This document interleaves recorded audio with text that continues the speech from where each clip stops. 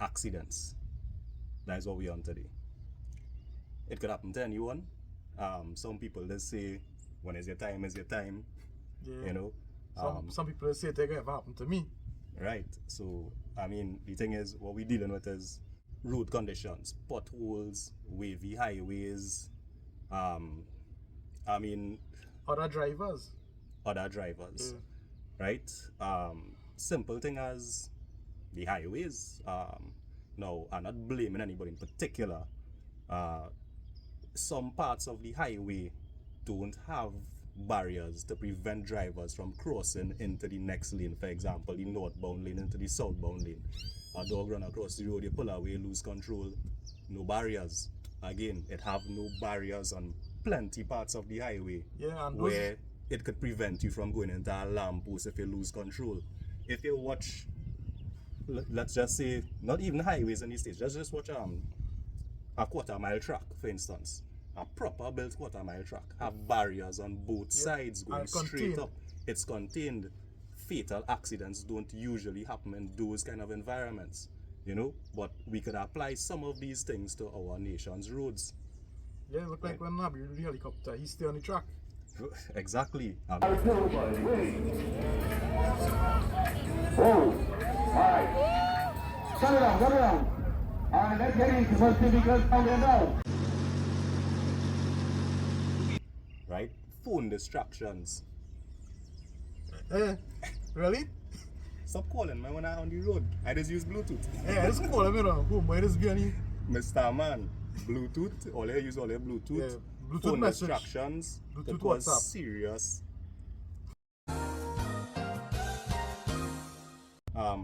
What I want to address too as well is sometimes you see people stopping on the side of the highway to change a tire, to wait on a partner.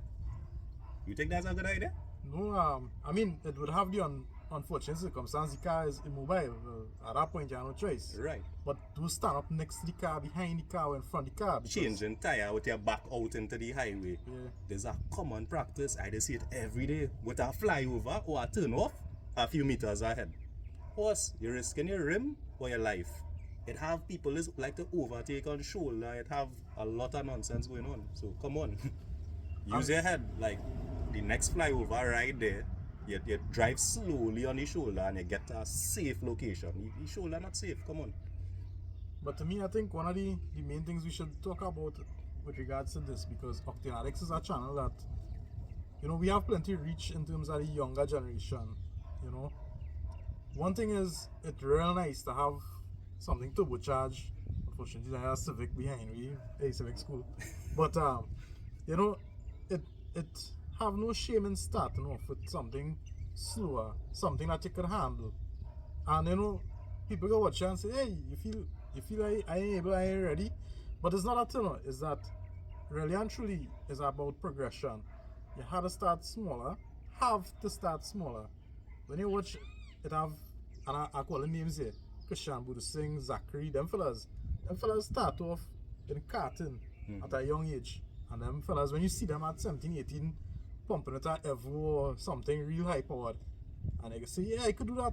No. It's experience. Experience and responsibility. You have to understand speed. I mean, we all get away in the past. Yeah. You know, and any driver you could ask, they would say, yeah, boy, any experience and old age driver, you would say that they get away. Right? Yeah. Once you have something. But it's two things that just go hand in hand with keeping you safe in a high powered car or even any vehicle. And as experience is one and maturity is the other, and they go hand in hand.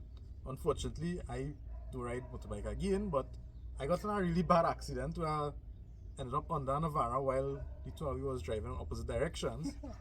But the thing is, I was experienced at the point in riding, but I was immature, and my immaturity led me to being reckless, and that recklessness ended up with me under the van. It have a time and place for everything.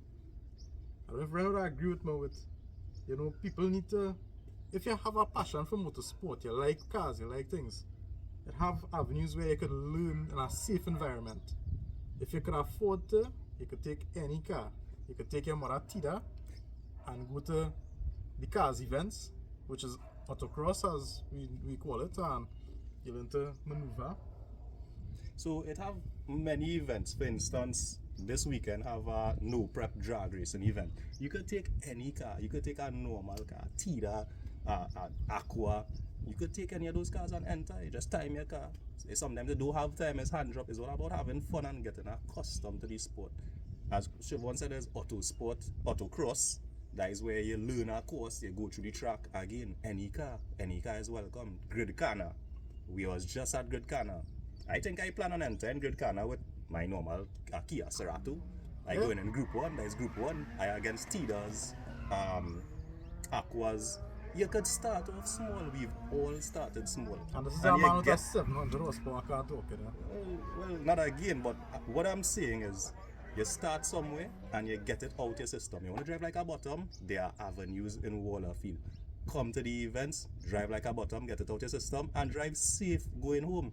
How much of a bottom you go drive? You drive like a bottom, whole day on the track, and then drive like a bottom going home. Come on, Boy, you'll be tired. You'll be tired of being a bottom. Yeah, you'll be tired of being a bottom. So just come and enjoy yourself at the controlled environments. This is what it's about. You understand? So, I mean, basically all what we're saying, we're not saying we are saints, you know. But again, he would never drive like a bottom and over the speed limit or pull out in front of somebody, cast the first stone, throw the stone, go ahead. I'm waiting. You talk more than a piece, so, eh? Hey.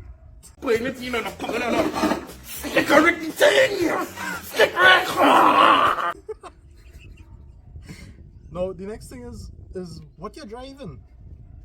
Yeah. You know, as a car, all cars have limits, right? Tires have limits.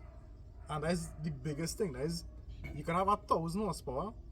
On shit suspension. The tire is what actually in contact with the road. It have a limit. That tire have 100% of what it could give you in terms of traction, right?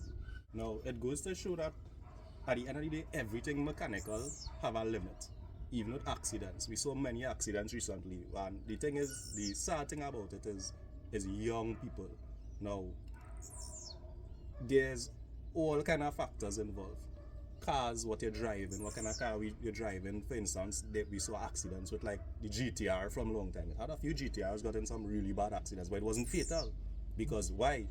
The cars cost built for safety. BMWs, those M4s, M whatever competition, and those things built for that. Men could have flip over a GTR 1,000 times and jump out and run back home. Just a little break and you know, cool.